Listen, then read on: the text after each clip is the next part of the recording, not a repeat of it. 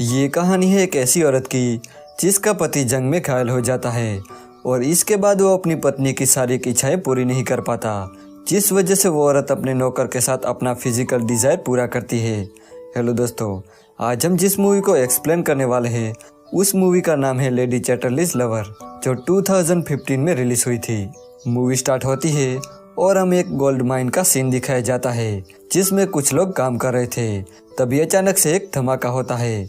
Oliver नाम का एक आदमी ये धमाका सुन लेता है और वो लोगों की मदद करने के लिए दौड़ा चला जाता है। वो लोगों को बाहर निकालता है, पर यहाँ टेडी नाम के एक आदमी की मौत हो जाती है और उसकी डेड बॉडी को घर पहुँचाया जाता है, जहाँ पर हम उसकी वाइफ को देखते हैं जो बहुत रो रही थी। अगला सीन हमें एक पार्टी का दिखाया जाता है जिसमें हम कोनी नाम की एक लड़की को देखते हैं जिसके पास एक आदमी आता है। उस आदमी का नाम क्लिफर्ड था। वो बहुत ही अमीर था, साथ ही वो एक सोल्जर भी था। अब यहाँ बातों बातों में वो दोनों एक दूसरे से अट्रैक्ट हो जाते हैं और डांस करने लगते हैं, लेकिन डंकन को ये बिल्कुल पसंद नहीं आता क्योंकि वो कोनी से प्यार करता था।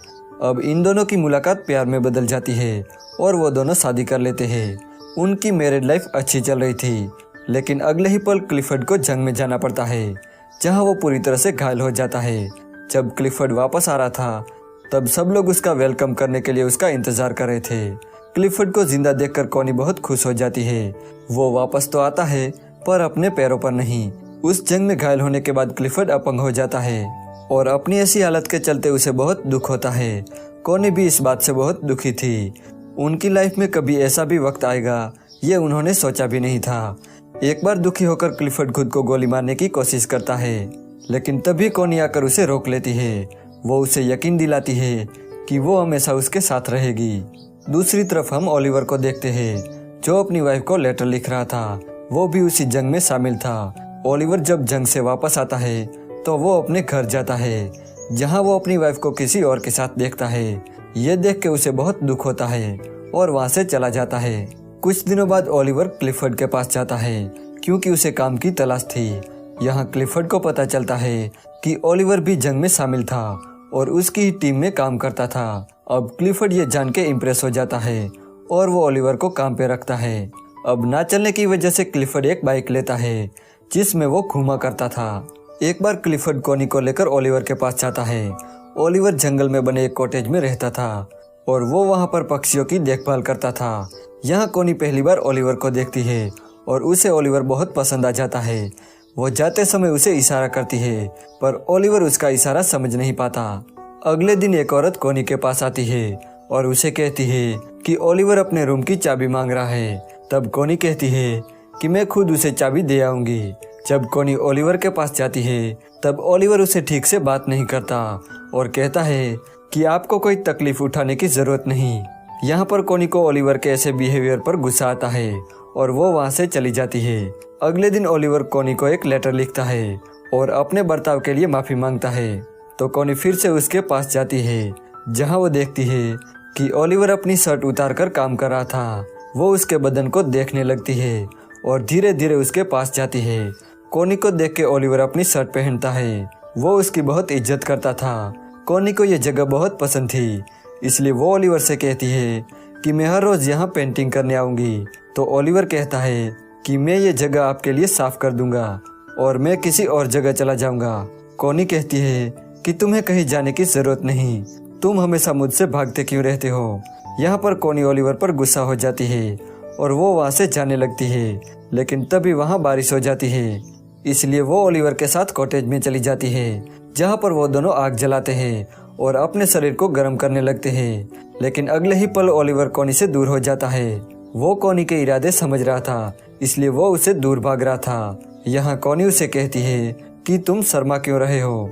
तब ओलिवर कहता है कि मैं शर्मा नहीं रहा, मैं बस डर रहा हूँ क्योंकि अगर इसका पता क्लिफर्ड को चला तो मुझे अपनी नौकरी से हाथ धोना पड़ेगा। अब कोनी यहाँ निराश होकर चली जाती है। रात को कोनी क्लिफर्ड के करीब जाती है, पर क्लिफर्ड कहता है कि इसका कोई फायदा नहीं, मैं अब तुम्हें खुश नहीं कर सकता। एक दिन कोनी क्लिफर्ड से कहती है कि मुझे अफसोस है कि हमारा कोई बच्चा नहीं। तब क्लिफर्ड कहता है कि मैंने उम्मीद नहीं छोड़ी। वो अपनी बॉडी में करंट लगवाता है ताकि वो ठीक हो सके, लेकिन इन सब का कोई फायदा नहीं होता। जब क्लिफर्ड इसमें नाकाम होता है तो वो बहुत रोने लगता है। अगली सुबह कोनी जंगल में जाती है और वहाँ एक जगह बैठ के डायरी पढ़ने लगती है। तभी वो ओलिवर को देखती है जो अपना काम कर रहा था। कोनी उसके पास जाती है, जहाँ पहुंचकर वो नन्हे चूजे को देखती है।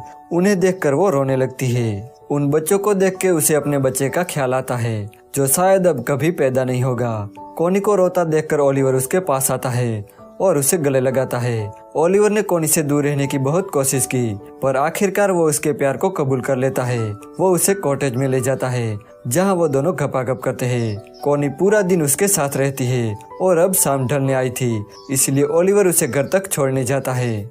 इस मुलाकात के बाद मानो दोनों को जीने की वजह मिल गई। एक रात ओलिवर कोनी की याद में बहुत ड्रिंक करता है, तो वहीं दूसरी तरफ कोनी की नींद उड़ जाती है। वो भी उसकी याद में सो नहीं पा रही थी, तो वो खिड़की से ओलिवर के घर की रोशनी देखती है और वो खुद को रोक नहीं पाती। वो उसे मिलने दौड़ी चली जाती है, जिसे मिस बोल्टन देख लेती है। ओलिवर भी कोनी का इंतजार कर रहा था। वो कोनी से कहता है कि मुझे लगा तुम नहीं आओगी। तब कोनी उसे कहती है कि मैं तुम्हें कभी अकेला नहीं छोड़ूंगी, और यहाँ पर दोनों खपाखप करते हैं। एक रात क्लिफर्ड के घर पार्टी होती है, जिसमें डंकन भी आया था। क्लिफर्ड देखता है कि डंकन और कोनी एक साथ डांस कर रहे थे।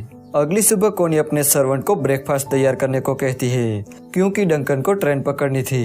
तब क्लिफर्ड कहता है कि तुम्हारे लिए तुम्हारे पति से ज्यादा एक बच्चा पैदा करना जरूरी है। कोनी हमेशा से एक बच्चा चाहती थी और क्लिफर्ड को लगता है कि इसीलिए वो डंकन के करीब जाती है।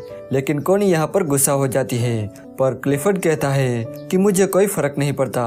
वो कहता है कि उसे कोई एतराज नहीं, बस वो बच्चा मेरा होना चाहिए। इस बात से गुस्सा होकर कोनी ओलिवर के पास जाती है और वहाँ जाकर वो उसके साथ खपाखप करती है। एक दिन उसे पता चलता है कि वो प्रेग्नेंट है, तो वो ये खबर क्लिफर्ड को देती है। तो क्लिफर्ड बहुत खुश होता है। वो उस आदमी का नाम पूछता है, पर कोनी उस आदमी का नाम नहीं बताती। एक दिन क्लिफर्ड जंगल में ओलिवर के पास जाता है। वो कोनी को भी साथ चलने को कहता है। जब वो दोनों जा रहे थे, तब ओलिवर पीछे से आता है। वो दोनों किस करते हैं। तभी क्लिफर्ड उसे आवाज लगाता है। दरअसल उसका बाइक कीचड़ में फंस गया था। ओलिवर आता है और बाइक को धक्का देने लगता है, लेकिन कोनी जानती थी कि ओलिवर के लंग्स खराब है, इसलिए वो क्लिफर्ड से कहती है कि मैं धक्का लगाती हूँ। तब क्लिफर्ड उसे कहता है कि तुम्हारे हालात नाजुक है। ये सुन के ओलिवर को लगता है कि कोनी ने सिर्फ एक बच्चे के लिए उसे रिलेशन बनाया था। इस बात से गुस्सा होकर ओलिवर जोर जोर से बाइक को धक्का देने लगता है। कोनी क्लिफर्ड से कहती है कि उसे रोको, वो खुद को चोट पहुंचाएगा, लेकिन वो उसकी बात नहीं सुनता। वो फिर से उसे कहती है कि वो मर जाएगा। ओलिवर क्लिफर्ड की बाइक बाहर निकालता है और खांसता हुआ अपने कॉटेज में चला जाता है। कोनी क्लिफर्ड से कहती है कि घर जाओ और डॉक्टर को बुलाओ। ये कहकर वो ओलिवर के पास चली जाती है, जहां वो ओलिवर को बताती है कि वो ये सब बच्चे के लिए नहीं कर रही थी, वो उसे प्यार करती है। तब ओलिवर उसे गुस्से में कहता है कि उसने 12 साल तक उसकी खदानों में काम किया और अपने लंग्स खराब किए। उसके बाद उसे जंग के लिए फ्रांस भेज दिया गया। वो कहता है कि मेरी लाइफ तुम लोगों की तरह खूबसूरत नहीं है, तुम अपने पति के पास चली जाओ। एक दिन मिस बोल्टन ओलिवर के कॉटेज में जाती है, जहां उसे कोनी की डायरी मिलती है और उसे कंफर्म हो जाता है कि कोनी के पेट में पल रहा बच्चा ओलिवर का है। यहाँ क्लिफर्ड के घर आने वाले बच्चे की खुशी में पार्टी हो रही थी। तभी मिस बोल्टन क्लिफर्ड को बताती है कि कोनी के पेट में जो बच्चा है वो ओलिवर का है। दरअसल मिस बोल्टन जानबूझकर ये बात क्लिफर्ड को बताती है, क्योंकि वो उसे बदला लेना चाहती थी, क्योंकि उसके ही माइंड में काम करते टाइम उसके पति टेडी की मौत हुई थी। जब कोनी क्लिफर्ड से मिलती है, तब क्लिफर्ड कोनी से बहुत नाराज हो जाता है। तो कोनी मिस बोल्टन से मिलती है और उसे पूछती है कि तुम्हें यह सब किसने कहा। तो मिस बोल्टन कहती है कि मुझे कुछ बताने की जरूरत नहीं है। तब कोनी को लगता है कि मिस बोल्टन को ओलिवर ने बताया होगा, पर मिस बोल्टन कहती है कि उसने मुझे कुछ नहीं बताया। तब कोनी रोने लगती है। वो उसे कहती है कि मैं उसे प्यार करती हूँ और सच्चे दिल से करती हूँ। तब मिस बोल्टन कोनी से माफी मांगती है और उसे कहती है कि तुम जल्दी ओलिवर के पास जाओ, वरना आपका पति उसे मार देगा। तो कोनी भागकर ओलिवर के कॉटेज में जाती है, जहाँ वो देखती है कि वहाँ कोई नहीं होता। तब वो रोने लगती है, लेकिन तभी वहाँ ओलिवर आता है और कोनी ओलिवर से गले लग जाती है। इसके बाद वो दोनों क्लिफर्ड के घर जाते हैं, जहाँ कोनी क्लिफर्ड से डिवोर्स मांगती है और कहता है कि ओलिवर को बुलाओ। ओलिवर जब आता है तब उन दोनों में बहस होती है, लेकिन एंड में कॉनी और ओलिवर क्लिफर्ड को छोड़कर चले जाते हैं। लेकिन जाते टाइम क्लिफर्ड डिवोर्स के लिए मान जाता है। कॉनी ने भले ही क्लिफर्ड से बेवफाई की थी, पर क्लिफर्ड ने उससे सच्चा प्यार किया था। अब कॉनी और ओलिवर बहुत दूर चले जाते हैं और यहाँ पर यह मूवी एंड हो जाती है।